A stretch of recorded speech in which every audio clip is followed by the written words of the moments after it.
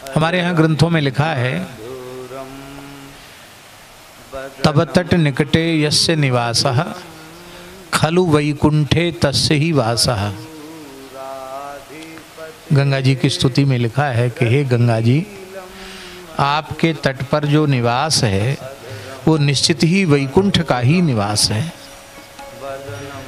मरने के बाद पता नहीं कौन कहाँ जाएगा, लेकिन यदि जीते जी श्री गंगा जी का तट मिल गया तो ऐसा अनुभव करना चाहिए कि जितनी देर के लिए गंगा जी के तट पर बैठने का अवसर मिला उतनी देर के लिए हम लोग वैकुंठ में विराजमान हो।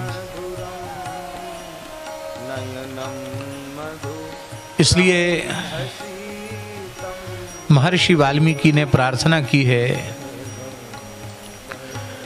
त्वत्तीरे वसतस्त्वदम्ब पिबतस्त्वद्वीचिमुत प्रंखतस्त्वन्नाम स्मरतस्त्वदर्पित दृशा श्यान्मे शरीरव्ययः। महर्षि वाल्मीकि कह रहे हैं कि हे भगवती गंगे, त्वत्तीरे वसतः, तुम्हारे तीर पर निवास करते हुए, तुम्हारे तट पर निवास करते हुए, त्वत्तीरे वसतः त्वदम्ब पिबतः, तुम्हारा ही पवित्र जल पीते हुए, त्वत्तीरे वसतस्त्वदम्ब पिबतस्त्वद्वीचिमुत प्रंखतः, तुम्हारी लहरों में गोता लगाते हुए, खेलते हुए, जैसे बालक अपनी माँ की गोद में खेलता है, ऐसे हे गंगा जी आपकी लहरों में खेलते हुए, प्रंखतः त्वन्नाम स्मरतः, गंगे गंगे गंगे ऐसा उच्चारण करता हुआ, हे भगवती गंगा मेरा प्राण छूटे। आपके तट पर निवास करते हुए, आपका जल पीते हुए, आपकी लहरों में खेलते हुए और आपके नाम का उच्चारण करते करते मेरा देह छूटे। गंगा जी की अपार महिमा है। गंगा जी जल नहीं है, ये साक्षात पिघला हुआ ब्रह्म ही श्री गंगा जी है। द्रवीभूत ब्रह्म श्री गंगा जी हैं। हम लोगों के मन में श्रद्धा में न्यूनता है, इसलिए अनुभव नहीं होता है, नहीं तो साक्षात भगवान का दर्शन है। गंगा जी का दर्शन साक्षात भगवान का दर्शन है, पर गंगा जी सुलभ हैं, इसलिए इनके साक्षात्कार की महिमा हमारे समझ में नहीं आ रही है। भगवान भी इतने ही सुलभ हो जाए तो भगवान की महिमा भी हम लोग भूल जाएंगे।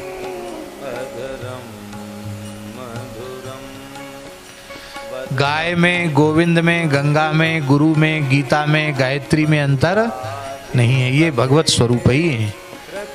पर हमारे में श्रद्धा जैसी होनी चाहिए वैसी नहीं है, इसलिए हमको इनके दर्शन से जैसा लाभ मिलना चाहिए वैसा लाभ नहीं मिल पाता, जैसा आनंद मिलना चाहिए वैसा आनंद नहीं मिल पाता। आपको स्मरण में होगा सेठ श्री जयदयाल गोयनका जी, जिन्होंने गीता प्रेस की स्थापना की,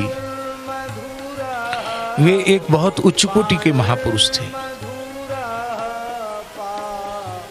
उनका जीवन अत्यंत पवित्र था, बाल्यकाल से ही उनका जीवन बहुत पवित्र था।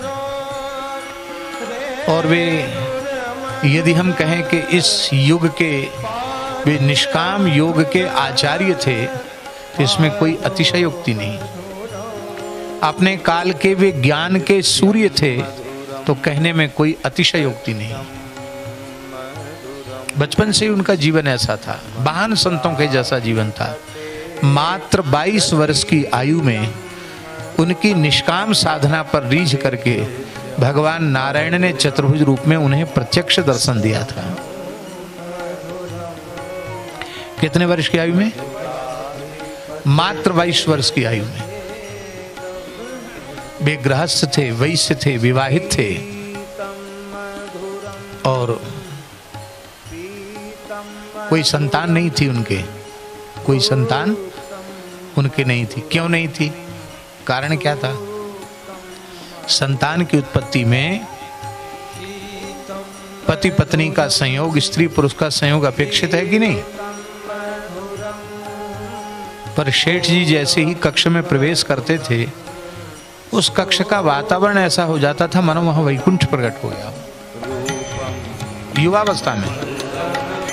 और वे भगवत स्मरण करते करते विश्राम में चले जाते, और उनकी परम पतिव्रता गृहिणी को अनुभव होता था कि जैसे कोई 5 वर्ष का भोला बालक शयन कर रहा हो, ऐसा उनको वो शयन करते हुए देखती थी। उनकी पवित्र सन्निधि में सेठ जी तो परम निर्विकार थे, पर उनकी गृहिणी भी निर्विकार होगी उनके संग से। अद्भुत जीवन था सेठ जी का।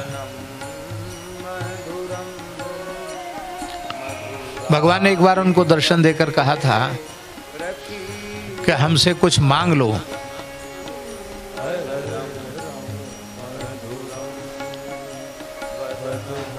आपने कहा कि आप पधारे क्यों, पहले बताओ आप आए क्यों, हमने तो बुलाया नहीं आपको, आप क्यों आए? तो शेठ जी बोले आपकी निष्कामता पर रीझ करके हम आए। आप पूर्ण निष्काम भक्त हो, कुछ नहीं चाहते हो, इसलिए हम आए हैं।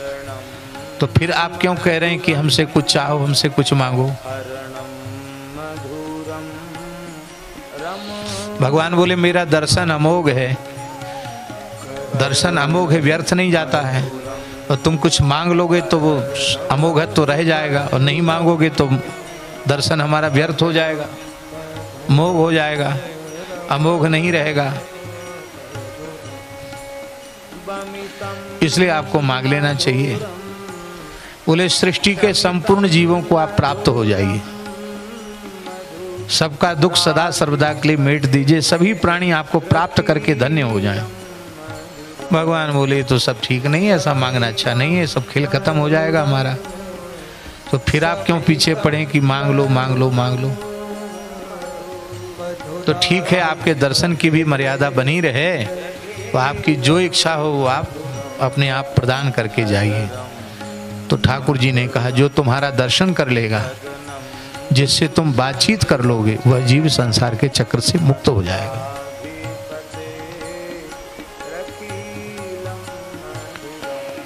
बंगाल में बांकुरा में थे, अपने जप करके संध्या करके उठे थे, तब तक एक साग बेचने वाली सामान्य गांव की औरत साग बेचने, सिर पे डलिया लेके साग बेच रही थी। शेठ जी बाहर आए, उससे बातचीत करने लग गए, साग का भाव ताव करने लगे। एक साधक उनके निकट थे, उन्होंने कहा कि सब्जी तो घर में है, सेठ जी कोठी में सब सामान रखा हुआ है, आपको लेना है नहीं, मेरे से क्यों इससे बातचीत कर रहे हैं?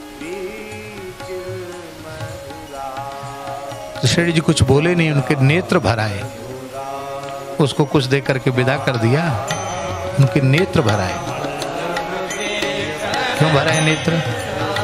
तो बाद में बहुत पूछने पर उन्होंने अपने अंतरंग साधक को बताया कि ये बेचारी भजन साधन तो कर नहीं सकती है, पर हम बातचीत कर लेंगे तो इसी से ठाकुर जी की कृपा इसको प्राप्त हो जाए। बातचीत करके इसका कल्याण करने के लिए हम ऐसे थे। ध्यान से सुने जो बात हम कहना चाह रहे हैं। तो किसी ने उनसे पूछा कि सत्संग से भगवान की प्राप्ति होती है, हम लोग आपके पुराने सत्संगी, हमको भगवान का दर्शन तो हुआ नहीं। तो शेठ जी ने कहा कि कल सबको गंगा किनारे चलो, सबको भगवान का साक्षात्कार कराएंगे, हम सबको भगवान का साक्षात दर्शन कराएंगे। बड़ी भीड़ इकट्ठी, जो कभी सत्संग में नहीं जाते थे,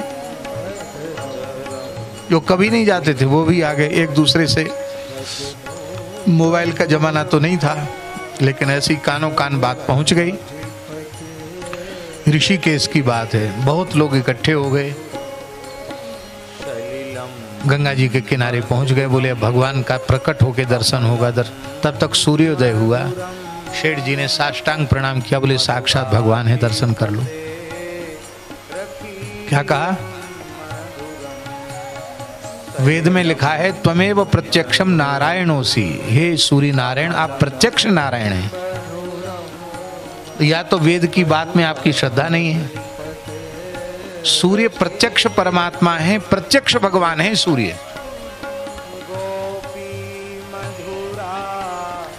प्रकाश रूप, परम प्रकाश रूप में वे निर्गुण निराकार हैं और सगुण साकार भी हैं।